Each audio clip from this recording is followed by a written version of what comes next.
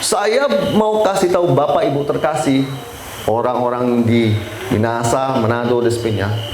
Kami di Dayak Pedalaman bicara KKR, mereka antusias. Kalau hari ini saya melihat orang Manado tidak antusias, kamu kalah sama orang Dayak. Orang Dayak belerah jalan kaki dari pedalaman keluar. Malam, tidak ada yang ngantar, jalan kaki masuk ke dalam lagi, lewatin kebun-kebun gelap. Kalau saya bilang gelap, berarti gelap. Cahaya cuma bulan dan HP dia. Bapak Ibu bisa membayangkan hati yang haus. Hari ini saya akan membahas tentang sesuatu yang saya sudah persiapkan, ada di buku, tapi dari pagi-pagi saya sudah persiapkan, tapi waktu saya berdoa, saya tidak dituntun untuk melakukan itu. Jadi saya akan membahas topik yang baru Tuhan kasih tahu, dan saya akan mencoba untuk menjelaskannya. Oke, kita lihat di Markus pasal 6. Markus pasal 6. Perhatikan Alkitab Anda, Pak. Markus pasal 6 ayat 45 sampai dengan 52. Saya tidak akan membacanya sekaligus, tapi kan satu-satu nanti saya jelaskan. Bapak Ibu tahan aja di Alkitab Anda. Situ tentang berbicara tentang Yesus berjalan di atas air. Pak Bu, hari ini saya tidak membahas tentang bagaimana Yesus melakukan mujizat dan berjalan di atas air. Itu saya sering bahas di khotbah-khotbah di gereja yang lain, tapi hari ini saya tidak akan membahas itu. Saya hanya dituntut Tuhan untuk membuka ayat ini saja, tapi pembahasan saya adalah bagaimana Anda berjalan dengan tuntunan Roh Kudus. Haleluya. Bagaimana Anda berjalan dengan tuntunan Roh Kudus? Pak Bu, begini. Di situ Bapak Ibu di ayat yang 45 dikatakan, sesudah itu Yesus segera memerintahkan murid-muridnya naik ke perahu dan berangkat lebih dulu ke seberang, ke Betsaida. Sementara itu ia menyuruh orang banyak pulang. Bapak Ibu terkasih pasti sudah tahu bahwa sebelumnya Bapak Ibu terkasih menemukan dari ayat yang sebelumnya di 30 sampai dengan 44, di situ tentang peristiwa Yesus membuat mujizat dengan mengubahkan roti dan membuat orang 5.000 laki-laki makan sampai kenyang, sampai ada sisa. Nah, Pak Bu, pikir baik bahwa murid-murid sudah dengan Yesus menikmati sebuah peristiwa terjadi mujizat melipat kali gandaan 5 roti dan 2 ikan. Dan kemudian di kisah yang 45, Bapak Ibu lihat di mana di situ dikatakan Yesus segera memerintahkan murid-muridnya naik ke perahu dan berangkat lebih dahulu ke seberang. Jadi Yesus sudah memberikan sebuah petunjuk, suruh dia naik ke perahu dan berangkat lebih dahulu ke seberang. Di situ dikatakan ke Betsaida.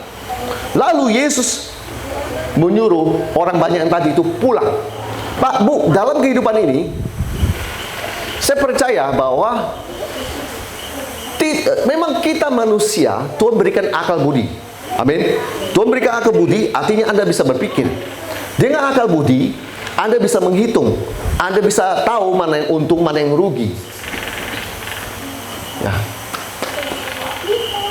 Anda tahu mana yang untung, mana yang rugi. Tetapi yang saya mau bahas di sini adalah, Pak Bu, di atas semuanya saya pelajari dalam hidup saya bahwa yang terpenting adalah bukan memakai akal budi Anda, hikmat pengetahuan Anda, tetapi yang penting adalah bagaimana Anda bisa ikuti kegerakannya Tuhan. Sebagian ngangguk, sebagian masih bingung. Bapak ngomong apa nih? Kegerakan Tuhan apa yang dimaksudkan? Pak Bu, gini. Yang saya bahas di sini adalah khusus buat orang-orang yang setiap hari Anda hidupnya merenungkan firman Tuhan setiap hari. Kalau Anda tidak merenungkan firman, Anda akan bingung apa yang saya bahas. Nggak masuk. Kenapa nggak masuk? Ya nggak masuk lah. Spiritnya beda, Pak Bu. Saya nggak peduli kalau saya bahas ini terlalu tinggi buat tempat ini. Anda bisa nangkap, puji Tuhan. Nggak bisa nangkap, nggak apa-apa. Gini Pak Bu, kalau Anda hidupnya setiap hari merenungkan firman, otomatis ketika Anda tahu ada sebuah kegerakan Tuhan, ya Roh Kudus menuntut Anda kemana dan sebagainya, Anda akan tahu. Nggak mungkin nggak tahu. Yang nggak tahu tuh berarti dia nggak baca Alkitab setiap hari. Saya harus menegaskan bahwa ngeroh tanpa firman, Anda ngaco. Saya banyak ketemu orang begitu akhir-akhir ini, suka ngeroh dan sebagainya. Gak ada landasan firman. Bapak Ibu kalau lihat pelayanan saya nggak berbicara pengajaran firman. Bapak Ibu akan melihat demonstrasi kuasa Tuhan. Amin. Orang di kampung Dayak tangannya hitam, kena racun rumput. Sudah berbulan-bulan, itu berarti sudah permanen. Dengan baik, sudah permanen. Saya doakan 2-3 hari hilang. Yesus melakukan operasi buat dia. Ya, Bapak kalau Ibu nggak percaya, saya punya flash disk ya. Saya siap tayang dengan laptop di sini, biar Bapak Ibu lihat.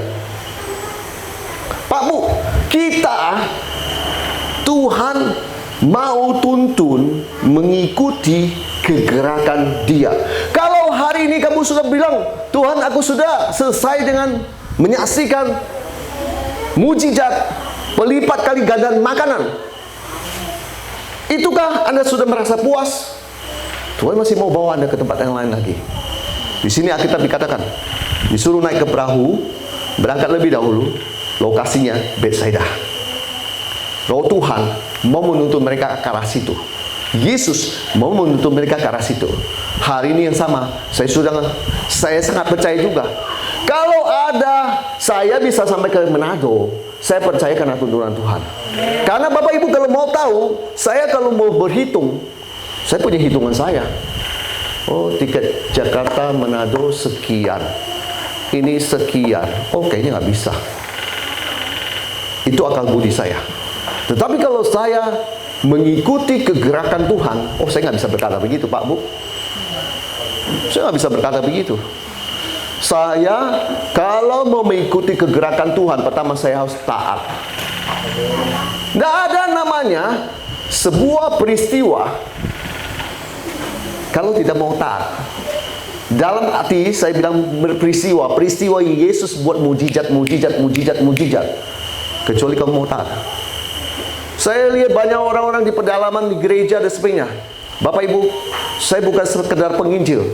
Mereka kalau orang-orang hamba Tuhan gembala, mereka melihat saya seperti rasul. Kenapa? Karena pelayanan kita memang begitu. Pak Bu, sorry ya, kita nggak suka-suka ngaku-ngaku kita rasul kegerakannya. Tetapi orang-orang itu yang menilai. Pak Bu gini, maksud saya gini, rasul itu adalah kerjanya itu membangun para gembala. Kalau Anda tidak membangun para gembala, Anda bukan rasul. Jadi saya mau ngomong gini, Pak Bu, saya lihat gembala-gembala itu di gereja, di pedalaman, mereka itu sudah sangat menderita. Mereka menghadapi jemaat yang bermasalah dan lain sebagainya. Contoh paling simpel adalah pembangunan gereja. Dan saya selalu ngomong, kalau Tuhan memang menuntun Anda untuk membangun,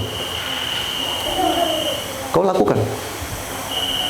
Caranya, kau nggak sempat berhitung dan lihat total nilainya yang ratusan juta, lalu membuat imanmu mundur. Yang ada adalah kalau memang tuntutan Tuhan untuk kamu membangun di situ, mulai dengan langkah iman. Pak Bu, namanya langkah iman adalah apa yang kau miliki, kau tabur. Saya menemukan banyak orang menanti. Dia menanti ada orang menabur. Dia menanti si A, si B, si C yang menabur. Kalau penginjilan saya mulai begitu, nggak akan ada Hendrik Liberty Ministry sampai hari ini. Karena nggak ada yang mau menabur. Pak Bu, saya sering ngomong sama istri saya, untuk fakir miskin, anak-anak panti, untuk gereja pedalaman, ada donatur mau memberi. Untuk penginjilan KKR, nggak ada. Orang-orang di sini dengar baik omongan saya. Emangnya jiwa-jiwa itu nggak berharga apa? Kalau kita KKR 28 hari ada kurang lebih hampir 25 orang Tuhan sembuhkan. Berarti mendekati setiap hari ada orang yang disembuhkan. Apakah kurang berharga? Tapi mereka nggak bisa menilai. Seharusnya mereka bisa menilai. bahwa jiwa itu berharga. 1 juta, tahu kecil duit kamu. 5 juta, oh tahu kecil. 1 M, tahu kecil. Bapak Ibu bisa tahu, kalau saya mau begitu, nggak ada namanya penginjilan. Saya bisa memilih hidup saya di Jakarta, di depan komputer layar saya yang besar, semua lengkap, internet, fasilitas, semua ada. Saya tinggal duduk diam. Nanti saya tunggu saja orang-orang akan telepon saya dan minta doa. Biasa selalu ada. Dan kadang kalau mereka tergerak, mereka akan kirim uang langsung buat saya sebagai persembahan. Ngapain saya repot-repot? Turun ke lapangan? Gak perlu. Kenapa saya masih mempromosikan diri saya bisa begini, bisa begini, bisa begini dengan kuasa Tuhan? Gak perlu. Mereka sudah tahu. Mereka sudah tahu. Kembali yang tadi. Jadi saya ajarkan pada mereka, kalau kamu mau mengikuti gerakan Tuhan, mulai dengan langkah imanmu. Kau punya apa yang di tanganmu, seperti Musa, tongkat, kau lakukan itu. Kau lakukan itu. Jangan baik. Kalau Tuhan menuntunmu, awal mungkin kamu mengerti, tetapi akhir kamu akan mengerti. Maksudnya, oh nggak mengerti, kenapa saya harus melakukan ini? Nanti di akhir kamu akan mengerti. Pak, Bu, di sini dikatakan, setelah dia berpisah dari mereka, dia pergi ke bukit untuk berdoa. Maksudnya ini Yesus. Ketika hari sudah malam, perahu itu sudah di tengah danau, sedang Yesus tinggal sendirian di darat. Rupanya ada sebuah peristiwa. Ketika ia melihat betapa payahnya mereka mendayung karena angin sakal, maka kira-kira jam 3 malam ia datang pada mereka berjalan di atas air, dan ia hendak melewati mereka. Pak, Bu, saya nggak punya sesuatu yang berharga selain pengalaman. Dengar baik, saya nggak punya sesuatu yang berharga selain pengalaman. Pengalaman itu mahal buat saya. Kamu punya uang 20 juta, 30 juta nggak bisa bayar pengalaman saya. Pengalaman itu saya alami. Alami bersama dengan kuasa Tuhan. Pak, Bu, Bapak Ibu lihat bagaimana flow-nya Tuhan. Dia sudah bawa murid-murid untuk mengalami mata melihat pelipat kali gandaan. Sekarang Tuhan ajarkan mereka peristiwa yang lain lagi. Tuhan bawa mereka. Kita ini nggak bisa berkata kita cukup dengan Tuhan. Dengan baik. Makanya kalau ada ibadah, datang. Datang. Jangan sombong. Oh kemarin sudah saya. Oh besok ada KKR. Nggak perlu datang. Itu kamu yang rugi. Saya waktu muda sekejar Tuhan dimanapun ada hadirat Tuhan. Makanya hari ini bisa begini. Nggak terjadi instan, Pak, Bu. Waktu muda di mana saya tahu ada KKR, ada apa, saya selalu ada di depan. Waktu itu saya masih bekerja, dan full time seperti sekarang. Saya punya uang, saya siapkan di dompet. Tuhan gerakkan saya, tarik semua itu, sekitar 1 juta atau berapa. Itu ada hamba Tuhan orang Afrika. Habis dia selesai, saya dekati dia. Buat pastor. Anda tahu, saya tarik semua uang yang ada, cuma sisa berapa puluh ribu atau 100 ribu. Dia ambil uang saya nggak lepaskan dengan gampang. Saya cuma ngomong gini, Pastor, berkati saya. Karena buat saya, 1 juta itu nggak ada apa-apanya kalau di hadapan Tuhan. Yang penting, doa berkat. Kalau Anda pintar, Anda bisa pintar untuk memilih fisik, makanya saya diberkati. 1 juta besar, Pak, Bu. Itu tahun 2000 berapa itu? Di bawah 2010. Pak, Bu, lihat ini. Dikatakan ada peristiwa angin sakal. Dan Yesus tunjukkan dia punya kuasa buat murid-murid belajar bahwa dia bisa berjalan di atas air. Yang sebelumnya kan peristiwanya apa? Kasih makan, pelipat kali gandaan makanan. Sekarang kuasa menaklukkan alam, berjalan di atas air. Kalau Bapak Ibu belajar di pengetahuan, berat jenis lebih berat dari air, pasti tenggelam. Ini nggak tenggelam. Dia jalan di atas air. Dia buktikan, dia kasih lihat murid-murid bahwa aku berkuasa di atas alam. Ini air pun aku bisa berjalan di atasnya. Dan kemudian yang saya mau bahas begini. Di tempat lain, Bapak Ibu akan menemukan bahwa Yesus dengan kuasanya memberi bukti bahwa angin sakal yang gimana yang mengacau dan sebagainya di situ pada akhirnya tenang semua. Di Markus mungkin tidak, cuma dia ngomong, tenanglah aku ini, jangan takut. Lalu ia naik ke perahu mendapatkan mereka dan angin pun reda. Ada ternyata, angin pun reda. Lalu ia naik ke perahu dan mendapatkan mereka dan angin pun reda. Pak, Bu, Tuhan tidak puas kalau kasih kamu sebuah mujizat. Dan Tuhan mau Anda, kita itu belajar. Kalau ikut Tuhan, ikuti saja di mana Dia mau bergerak. Pak, Bu, misalnya contoh, hari ini saya mau ikuti Tuhan. Pak, Bu, orang-orang yang saya bilang yang masih belum belajar, biasanya dia akan seperti orang pengetahuan. Dia siapkan semua khotbahnya dan lain sebagainya. Itu nggak salah. Itu nggak salah sekali lagi. Tetapi ketika tuntunan Roh Kudus berkata, lepaskan catatanmu dan sekarang kau ikuti aku saja. Bingung dia. Bingung dia. Gimana nih Tuhan? Bapak Ibu tahu nggak?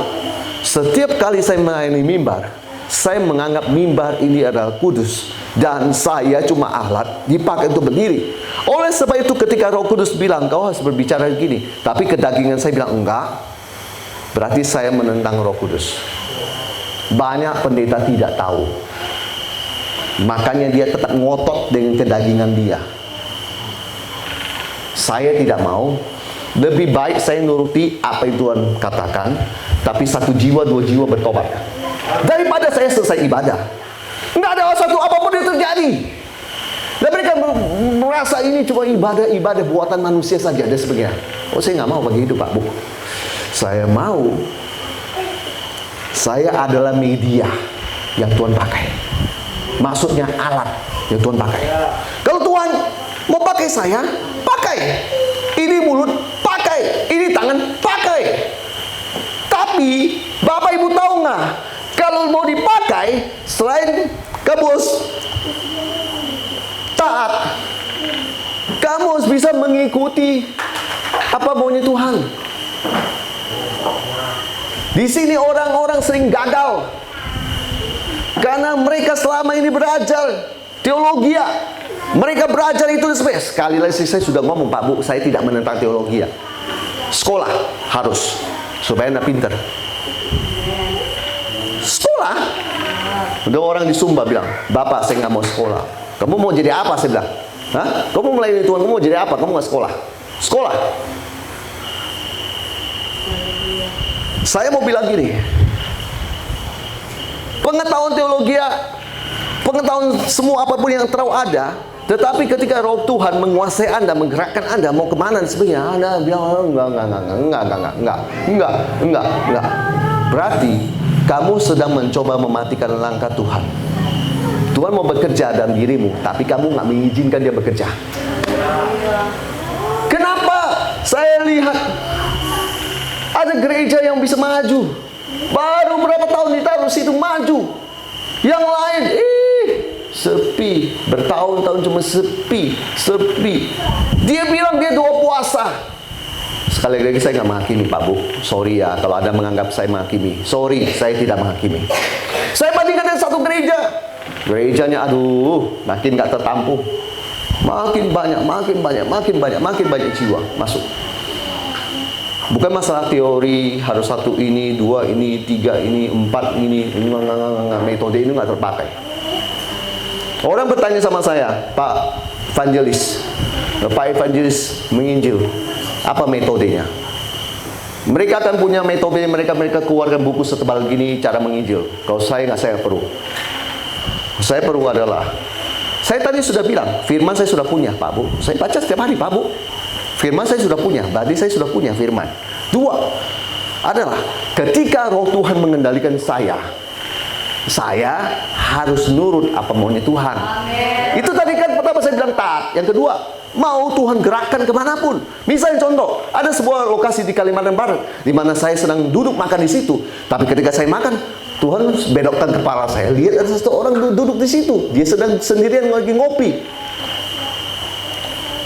Lalu Tuhan menggerakkan saya. Kamu pergi ke sana, kau bicara sama dia, kamu doakan dia. Pak, Bu, tahu nggak? Saya datangi dia dengan apa yang Tuhan taruh di hati saya adalah keluarga dia yang didoakan. Waktu saya doakan keluarga dia nangis. Pak, Bu, itu saya mau ngomong gini. Itu adalah penginjilan yang paling gampang. Kenapa? Kau lihat orang keras, dia nangis. Berarti Tuhan sudah berhasil penginjilanmu. Setelah itu dia ngomong gini, saya polisi. Oh, kaget saya. Polisi, Pak. Oh, oke. Tapi Tuhan sudah menangkan kamu hari ini. Saya nggak peduli kamu lagi ngerokok. Satu hal, Tuhan sudah tangkap kamu. Kalau saya dengan metode saya seperti mereka, masa bodoh, duduk aja, makan. Pokoknya kita fokus makan, Pak, Bu. Ya berarti kamu nggak mau mendengarkan Roh Kudus. Kamu menolak Roh Kudus pakai kamu. Pak, Bu, Tuhan Yesus di tahun 2024 tidak ada lagi di dunia ini. Yang ada cuma adalah Roh Kudus, rohnya dia. Rohnya dia yang ada. Kalau Anda mau lihat dia bekerja, ini media harus bersedia dia pakai. Kok kamu gak bersedia dipakai? Menumpang tanya, siapa yang mau dia pakai? Oh, bukan saya, Pak, Bu, pendeta. Makanya imanmu gak pernah bertumbuh bertahun-tahun. Pak, Bu, kalau orang tidak mengalami mujizat, kesembuhan, pemulihan, bagaimana imanmu makin bertambah percaya sama Tuhan? Kamu cuma bilang katanya. Ngalamin loh, Pak, Bu. Kalau mau ngalamin, harus dikuasai oleh Roh Kudus. Tuntun oleh dia. Saya ini semangat, Pak, Bu, kalau ada di Manado. Mau di rumah makan dimanapun dan sebagainya, ketika Tuhan gerakkan saya. Lagi kemarin lagi naik perahu di Tondano. Siapa yang tahu? Itu bukan kebetulan. Sorry, maksudnya siapa tahu itu adalah sebuah proses yang orang bilang kebetulan, tetapi bukan kebetulan. Ternyata ada satu orang mantan gembala, tetapi dia sudah meninggalkan pelayanan dia karena satu dua hal. Lalu dia kembali lagi jadi Petrus, mencala ikan. Ya ampun, persis dulu pelayanan pengembalaan. Sekarang jadi Petrus nangkap ikan di danau. Bapak Ibu ketawa, tapi di fakta. Lalu saya bilang, saya tumpang tangan buat dia. Saya kasih dia buatan. Kamu kembali ke Kalimantan. Tempatmu bukan di sini. Kembali. Kalau saya nggak mau ikuti kegerakan Roh Kudus, mana bisa kayak gitu, Pak, Bu? Itu orang akan tetap ada di situ. Kenapa? Karena Tuhan mau menyampaikan suaranya, tapi orang nggak mau dipakai. Contoh yang lain,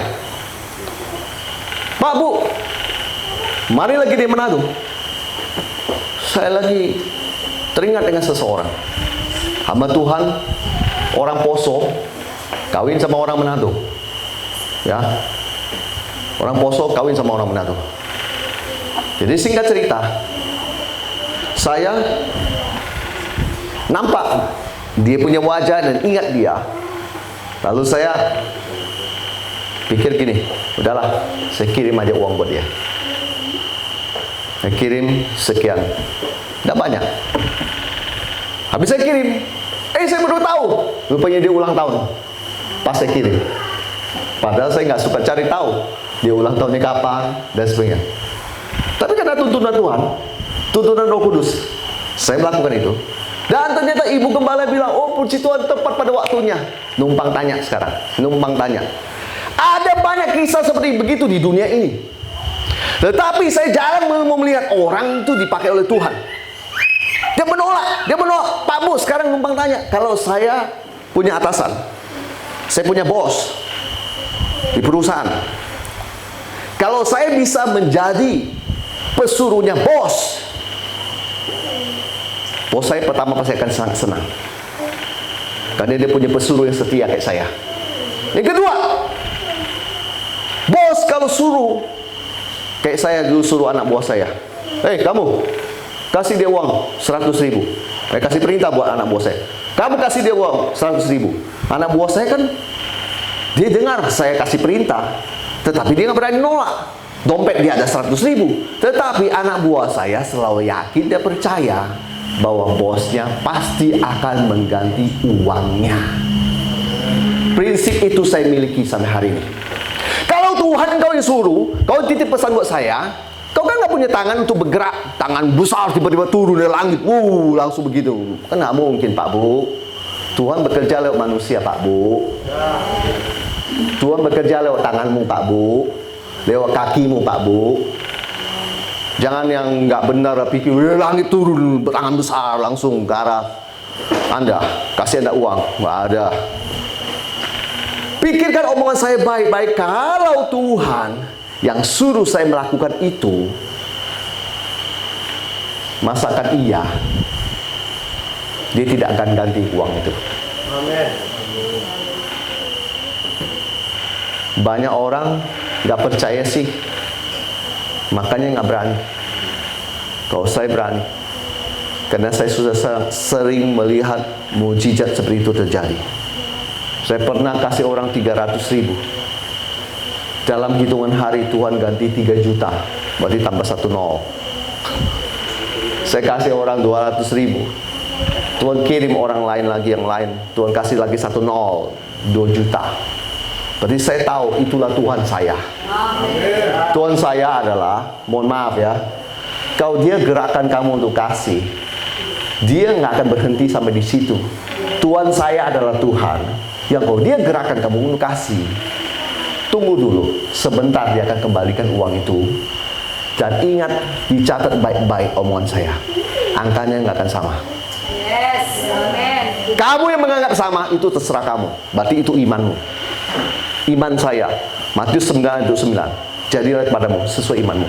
Saya punya iman, nggak akan sama. Kenapa? Saya kenal dia bertahun-tahun.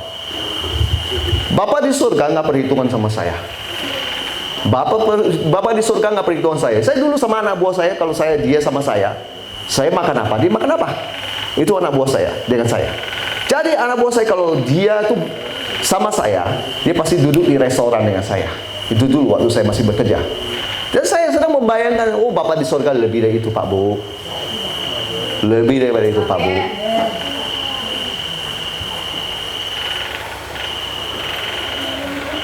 Tak bersedia untuk dia pakai apa aja. Terakhir saya tutup. Lalu ia naik ke perahu mendapatkan mereka, dan angin pun redalah. Mereka sangat tercengang dan bingung. Kita lihat Inggrisnya ngomong apa. And they were so amazed in themselves beyond measure and wonder. Mereka itu sangat takjub.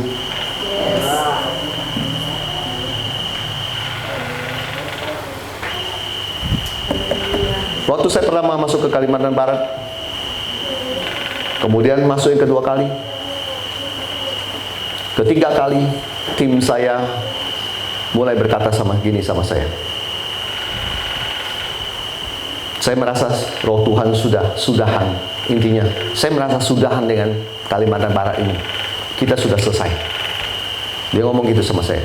Ini teman baik saya. Dan omongan dia sangat mempengaruhi saya. Karena saya dekat dengan dia. Kami sama-sama suka KKR di Pulau Bangkal, di mana, selalu sama dia. Suatu hari saya lagi di pesawat. Saya memandang keluar. Sementara semua lagi tidur, termasuk istri saya juga tidur. Saya lihat ke jendela. Saya sedang berbincang-bincang sama Tuhan. Saya bilang sama Tuhan, isi hati saya. Saya cuma mendengar suara sangat jelas dan sangat jelas. Intinya Tuhan ngomong, aku akan buat kamu besar di Kalimantan Barat.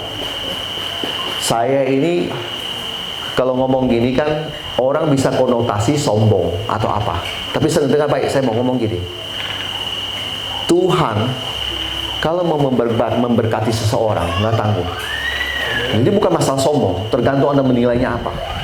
Saya waktu mendengar perkataan itu, saya simpan dalam hati saya. Saya pikir Tuhan mau kerjain apa. Kemudian di tengah perjalanan, saya memutuskan full time. Pekerjaan saya gaji belasan juta hilang semua. Berdua suami istri. Kami lepaskan uang gaji 1 bulan belasan juta hilang semua. Lalu sisa uang waktu itu ada 14 juta kurang lebih. Bapak Ibu dengar baik. 14 juta itu uang dari bonus dari perusahaan. Itu uang terakhir saya. Saya dalam kondisi masih bingung dan tidak punya pengharapan mau kerja, mau apa. Seperti orang nggak punya arahan. Saya yakin Pastor Bobby juga pernah mengalaminya. Dia di tengah itu, kami sudah berdoa, Pak Bu. Kami berpikir apakah kami akan melayani sambil bekerja atau kami mau jualan apa dan sebagainya. Saya masih ingat hal yang paling menyedihkan adalah saya suruh istri saya buat kue lapis. Kuenya itu maaf Pak Bu, itu bukan nggak enak, itu sangat enak menurut saya. Karena saya ini agak cerewet kalau hal makan cookies. Saya agak cerewet. Jadi saya tahu mana standar yang bagus, mana yang tidak. Itu cookies enak kok. Tapi sepi yang membeli. Saya tiap hari harus dengan susah payah, uang yang ada saya pisahkan ini untuk beli material, bikin cookies lagi, orang lagi belum langsung bayar. Aduh, sangat menderita. Di tengah-tengah itu 14 juta uang yang kami punya. Saya ambil keputusan, saya bilang sama istri saya, kita terbang ke Kalimantan Barat. 14 juta itu saya ambil, saya bawa. Istri saya bingung, ini orang gila atau apa? Besok nggak tahu mau makan apa habis ini. Bapak Ibu bisa menebak. Sebulan di Kalimantan Barat, 14 juta itu tak bersisa. Pulang habis semua. Tetapi memang banyak Tuhan bikin mujizat-mujizat di kampung-kampung itu di Kalimantan Barat. Makanya Bapak Ibu jangan heran kalau Bapak Ibu kau berkunjung ke Kalimantan Barat. Anda ada di desa mana dan sebagainya, Anda tanya nama saya ke gembala-gembala, mereka tahu. Karena saya sudah menjelajah ke berbagai desa, kota. Dan pulang dari situ memang habis ludes semua. Tetapi saya tetap percaya dengan suara Tuhan yang Tuhan saya kasih saya dengar. Mengikuti Tuhan tidak gampang, Pak Bu. Itu saya butuh waktu dan saya berusaha untuk mau tetap ikut Tuhan dengan suaranya dan nggak bergoyah. Beberapa orang sudah menyarankan kamu jadi supir Grab aja. Mohon maaf, apa? Supir Grab? Oh, lihat pendeta itu, dia jadi supir Grab untuk kehidupan dirinya. Nggak ada yang salah, Pak Bu. Tetapi saya bilang pada diri saya, kalau saya mau jadi supir Grab, saya mampu dalam berapa tahun saya akan kredit mobil yang baru lagi dan saya akan lunas kreditnya. Karena Bapak Ibu tahu, saya orang gila kerja. Bapak Ibu nggak bisa menandingi saya kalau dalam kerja. Saya berani bangun pagi kerja sampai tengah malam, Pak Bu. Saya mampu. Jangan dilawan. Kita mampu. Bapak Ibu belum lihat saya nyetir 16 jam, 18 jam non-stop. Saya mampu. Tapi saya tahu itu bukan rencana Tuhan buat saya. Makanya saya tolak itu. Sementara yang lain bilang, dia masih begitu. Cerita Tuhan dengan saya kan belum selesai.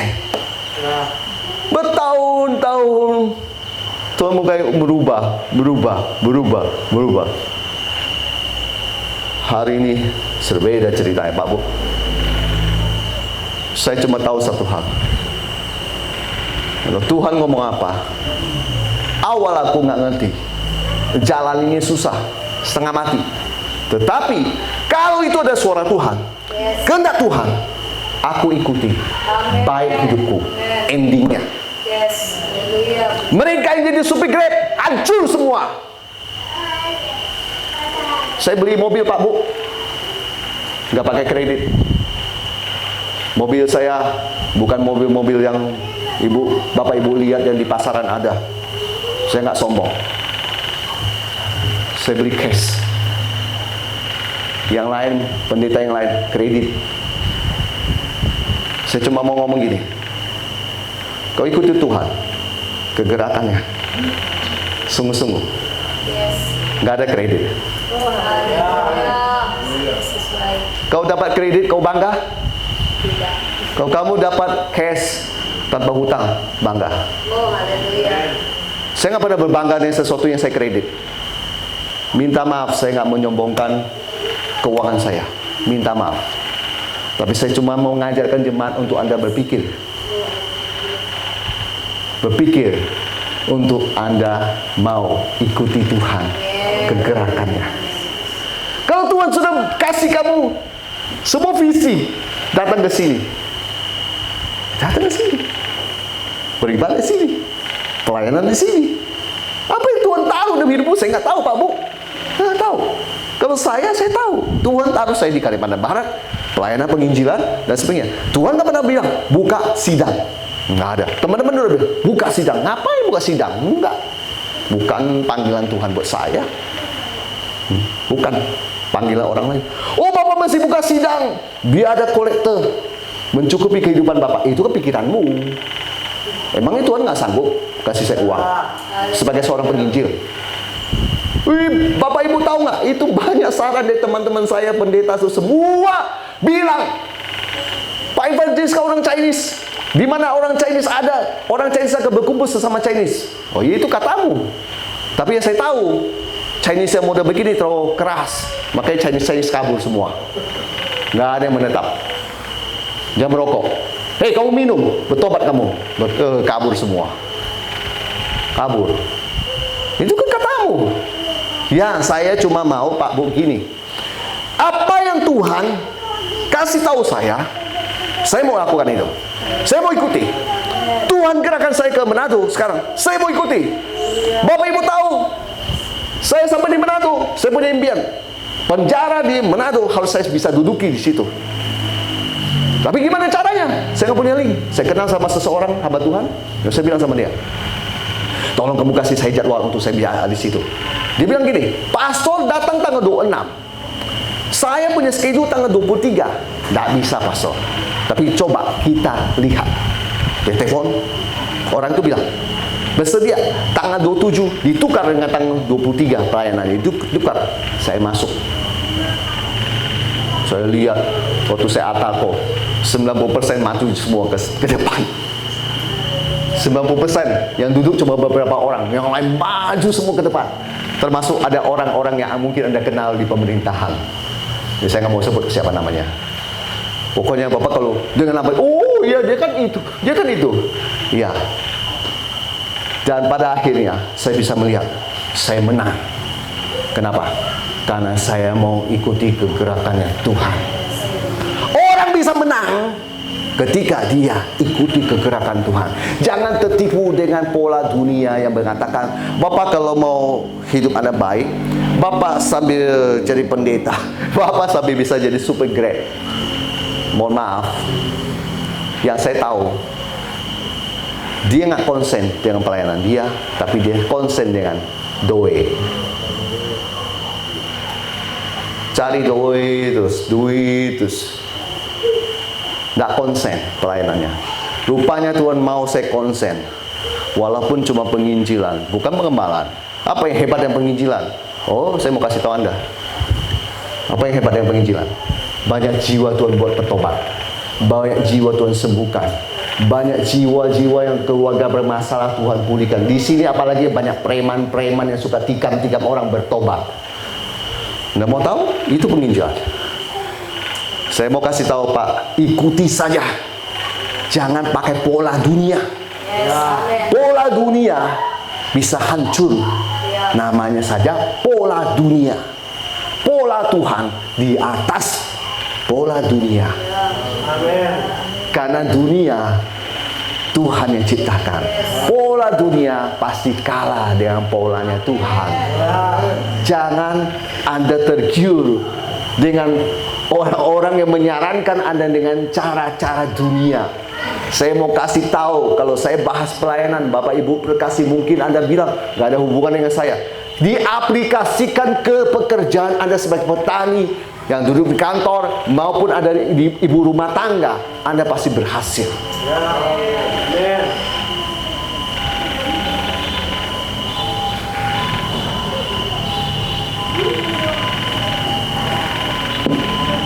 Pada akhirnya Anda tahu,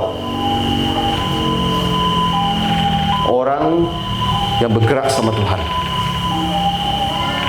pasti mendapat hasil. Sedangkan yang mau bergerak dengan cara dia sendiri, akan berhasil. Silakan di G Veronica.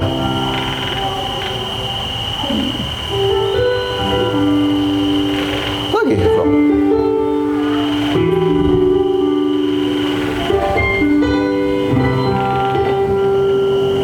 Orang suka lihat dan mau sesuatu yang besar, tapi dia nggak pernah tahu yang besar itu selalu jadi dari yang kecil. Jadi yang kecil kurang dihargai.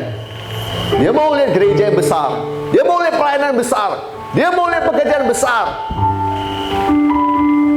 Dia nggak tahu Tuhan cuma ajarkan apa? Setia. Nggak ada ministry saya sampai hari ini dengan staff 3 orang kalau saya tidak mau setia. Tuhan taruh visi buat saya, Tuhan taruh suara buat saya. Saya belajar untuk setia bertahun-tahun. Saya tahu Bapak Ibu terkasih, kalau Anda membuka hatimu untuk Tuhan pagi ini, Tuhan akan bekerja dalam hidupmu. Tuhan tidak pernah mau memaksa orang. Kalau orang itu tidak mau Tuhan, gerakkan hatinya, pakai dia. Tuhan kita tuh Tuhan yang sopan, Pak Bu. Di Wahyu saja sudah tertulis, lihat aku berdiri di depan pintu mengetok. Berarti dia sangat sopan.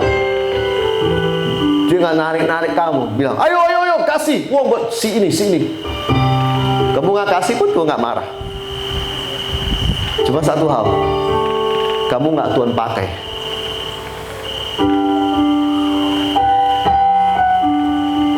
Pagi ini saya sudah selesai. Memang ternyata Roh Kudus menuntun saya untuk berbicara ini. Saya sudah bilang sama Bapak Ibu, kalau saya persiapan khotbah, saya dari bangun pagi-pagi saya sudah siapkan. Di pagi ini mau bertanya, apakah ada Anda yang hari ini Tuhan berbicara sama Anda lewat firman Tuhan ini, dan Anda mau didoakan, Anda mau maju ke depan?